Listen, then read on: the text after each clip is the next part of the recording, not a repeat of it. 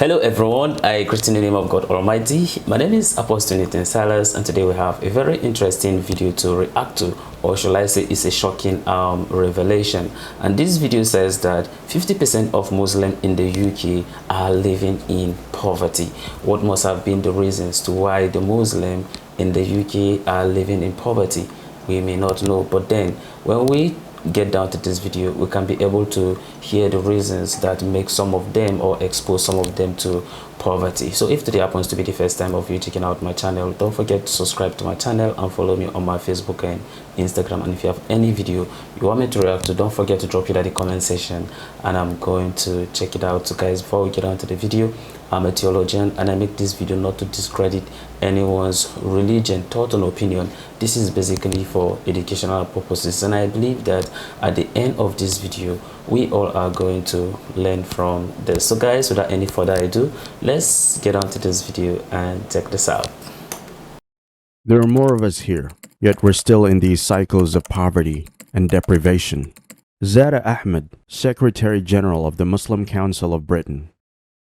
The radiator in the room is broken, and there is a hole in the wall through which cold air and rodents come in. My husband's earning goes towards housing costs, and we have no other place to go to.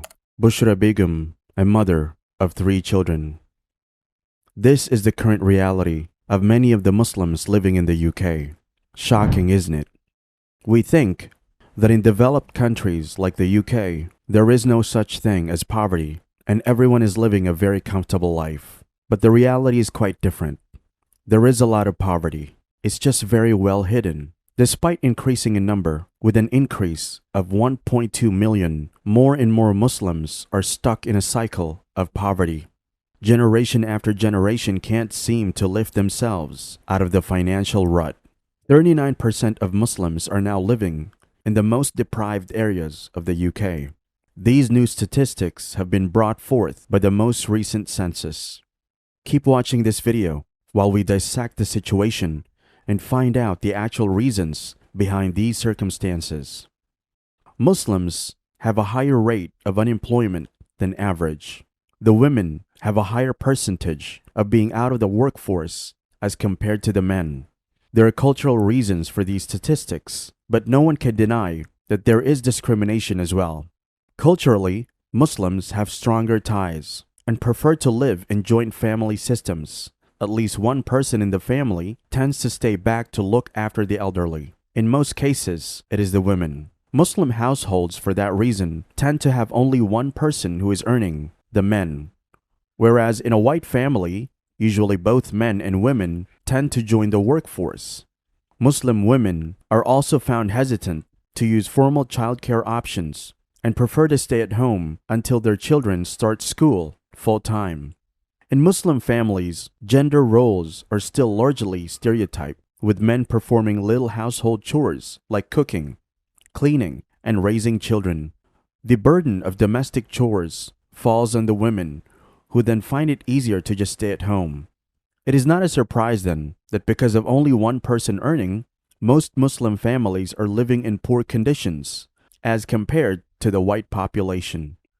Some of the first generation of British Muslims, who are now aged between 55 to 74, have never worked in the country, as they were not fluent in English, neither did they have many transferable skills. Among them, those who have worked previously have other reasons for being in poverty.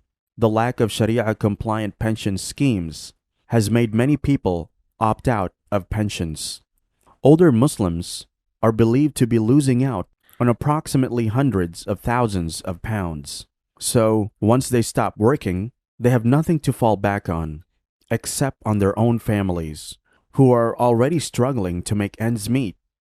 Very large companies not providing a halal option to their employees is actually against Britain's Equality Act of 2010. There is just not enough guidance and awareness on this whole issue.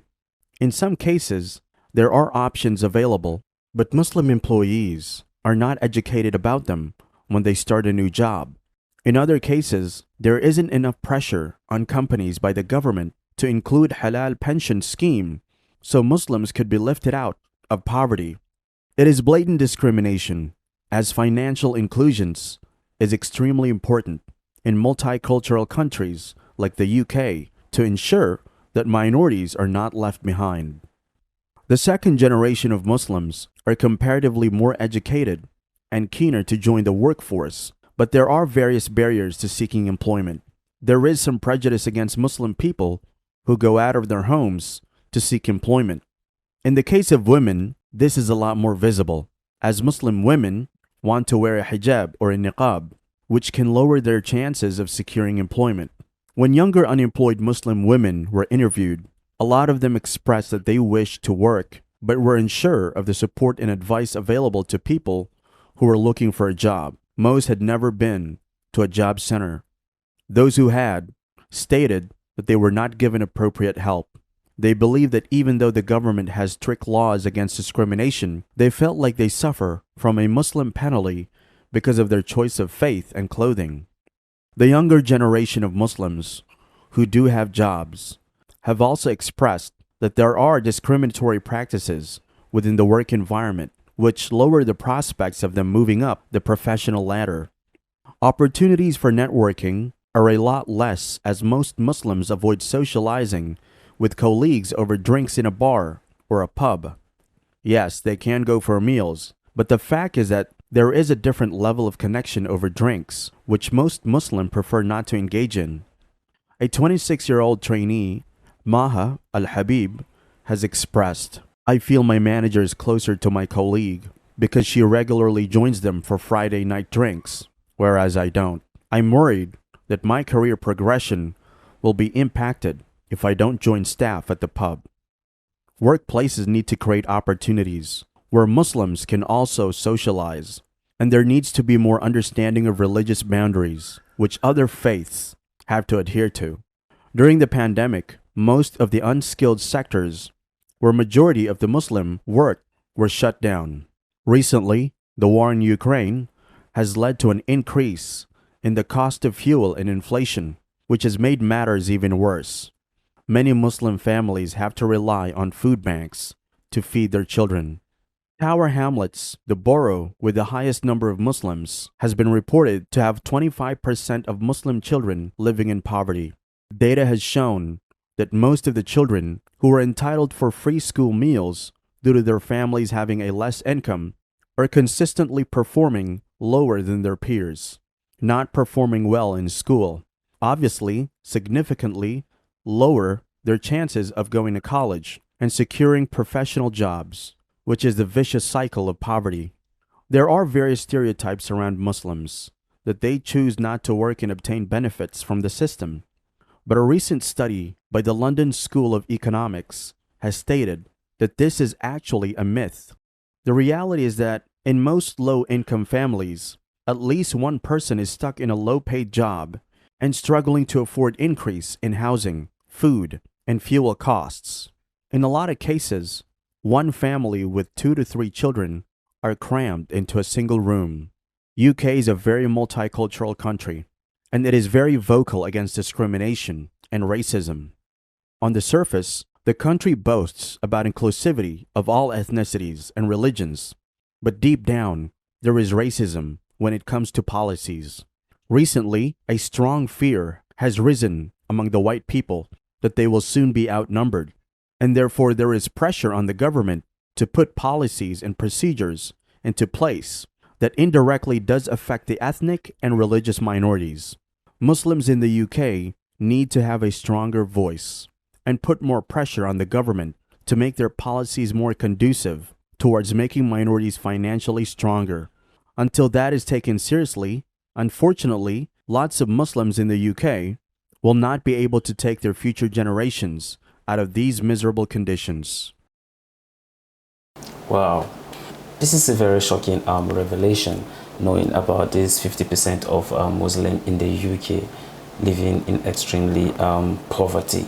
I was not actually expecting this, but after going through the video and then listening to this very documentation, then I got to find out some of the reasons that expose some of them to poverty. You know, just like how the video was saying that because of maybe religious views when it comes to Islam, in the most times, you understand, or most cases, women tend to be at home, and most of them ended up as housewife. And then there are a couple of reasons that normally make some of them to stay at home. So at that point in time, it is only the man that normally go out and then to find things that can be able to like take care of his family, you see. So at that point in time, a man can be able to like have 3 or 4 or 5 children, maybe probably including his wife and himself. Let's assume that they are 7. So at that point in time, maybe at some point, maybe the man might, maybe probably the kind of job he's doing, he's not that earning too much. And don't forget, there's a lot of tax, you understand, and all those things. So if they remove tax, you understand, pay for their rent and all that, and then before you know it, they will just have little, you understand, to save. So at that point in time, whatever the person is kind of having, you end up in a sense, school fees is there, clothing, and you know, some many things, and before you know it, the whole money, you understand, is finished. But then let's assume that at some point, you understand, probably the wife is also kind of helping out. I'm not saying that whether they are their problem, but I'm just saying that maybe the wife are kind of helping out. Maybe probably the wife is also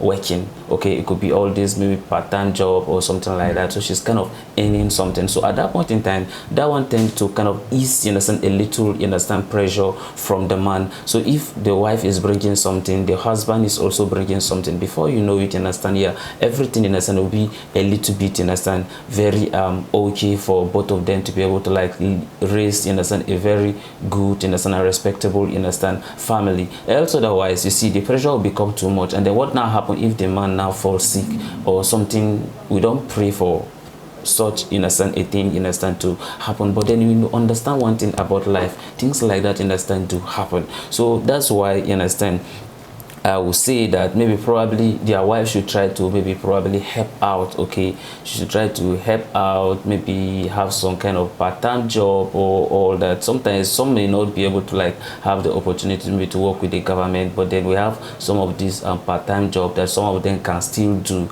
but in the halal way. Okay, in the halal way. So it does not mean that, you understand, you can go maybe probably work in a restaurant or something, at least to be able to at least cater for your family too.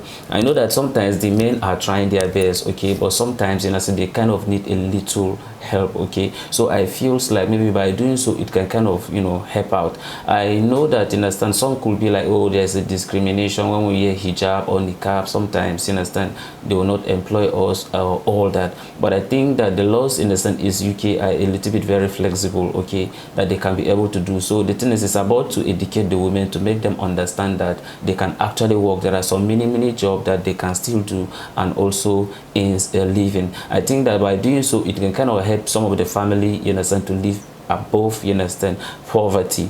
And then by also doing it, to be able to like help some of them to be able to send their children to maybe some kind of good schools, so that whenever, you understand, they finish, you see, some of them will get good job, good professional jobs, and then they can be able to like come back and then also help their family. That's just, you understand, my piece of, you understand, advice, you understand, concerning this, you understand, to the Muslim in the UK. All I'm just trying to say is that let's maybe probably try to help out. The wives should also try to help their husbands, so that at least that can be able to like help to ease the pressure on the men, and then also, you understand, make them to be able to have a very happy and comfortable marriage life. I know that a lot of you have told an opinion concerning this, and I want you to drop it at the comment section. Of course, your advice can kind of help somebody, you understand, over there on how to overcome this. So this is the end of my video. If you like my reaction, you should like, share, and subscribe. And if you have any video you want me to react to, don't forget to drop it at the comment section, and I'm going to check it out. So guys,